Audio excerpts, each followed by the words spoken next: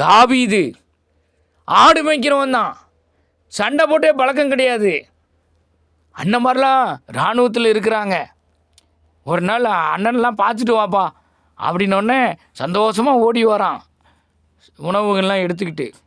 அங்கே பார்த்தா இராணுவத்தில், ஓ இப்படி தான் இராணுவத்தில் பயிற்சி எடுப்பாங்களோ, இப்படி தான் எதிராளிகிட்ட வந்து சண்டை போடுவாங்களோ அப்படின்னு ஆச்சரியமாக பார்த்துட்டு இருக்கிறான்.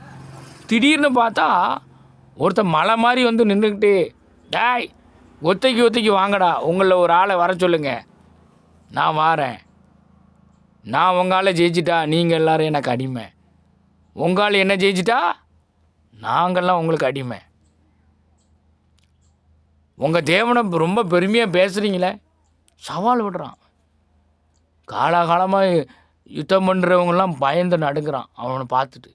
ராஜாவே பம்மி ஒரு ஓரமாக உட்காந்துட்டார். சின்ன பையன் வந்து சொல்கிறான், சரி பாப்பா அவனுக்கு இந்த ட்ரெஸ் எல்லாம் போட்டு விடுங்க. அதுக்கு முன்னால் அண்ணன் மாதிரிலாம், டே சாப்பாடை கொடுத்துட்டு போடா, அப்பா உன்னை நம்பி கொடுத்த ஆடெல்லாம் எங்கே கொண்டு போய் விட்ட, யார்கிட்ட விட்ட, துணிகரமாக வந்து இப்போ நிற்கிறியாடா. உன்னை தாவீது சொல்கிறாரு, நான் வந்ததற்கு ஒரு முகாந்திரம் உண்டு.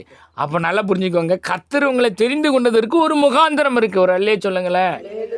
ஆண்டவர் உங்களை உயர்த்துற வரைக்கும் அவர் மேலே வச்சிருக்கிற விசுவாசத்தில் என்ன செய்யக்கூடாது, கடுகளவு கூட குறை வரக்கூடாது, வைராக்கியம் குறையக்கூடாது. ஒரு அல்லையே சொல்லுங்க. ஆமாம், சிலர்லாம் வைராக்கியம் வச்சா அந்த தசை பக்கம் நான் போக மாட்டேன் அப்படின்னா போக மாட்டாங்க. உலக மனுஷன் அப்படி இருக்கிறான். அல்லேலூயா.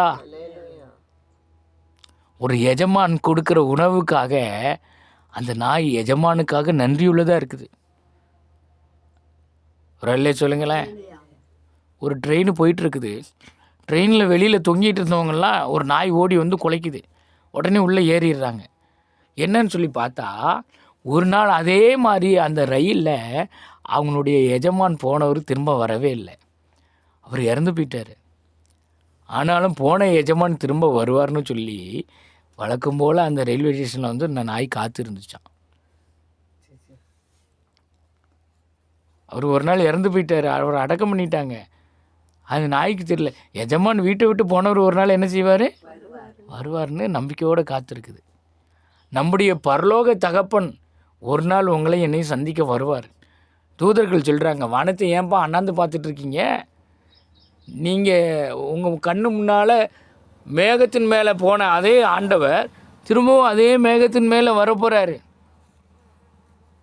அதனால் நீங்கள் செய்ய வேண்டிய வேலையை என்ன செய்யுங்க அப்படின்னு சொல்கிறாங்க. அல்லேலூயா. அப்போ ஏசப்பா தான் உண்மையான தெய்வம்னு நம்பி அவரை சொந்த ரட்சகராக ஏற்றுக்கொண்டு அவர் பிள்ளையாக வாழ்கிறதுக்கு தீர்மானம் எடுத்தாச்சு. சாகிற வரைக்கும் அதிலே என்ன செஞ்சிடணும், ஓடி ஓட்டத்தை முடிச்சிடணும். இங்கேயும் அங்கேயும் பிரச்சனைகள் போராட்டங்கள்லாம் ஒரு பக்கம் அப்படியே நம்மளை திசை திருப்புற மாதிரி தான் தெரியும். ஒரு நாளும் வலது பக்கம் இடது பக்கம் பின்னிட்டு போயிடக்கூடாது. ஒரு அல்லையே சொல்லுங்க. பின்னிட்டு பார்த்தா நம்ம வாழ்க்கை நிர்கதியாக ஆயிடும். ஒரு அல்லையே சொல்லுங்க.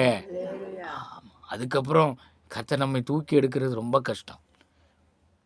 விட்ட பாவத்தை திரும்ப செய்யக்கூடாது, விட்டு போன பழக்க வழக்கங்களை மறுபடியும் கையில் எடுக்கக்கூடாது.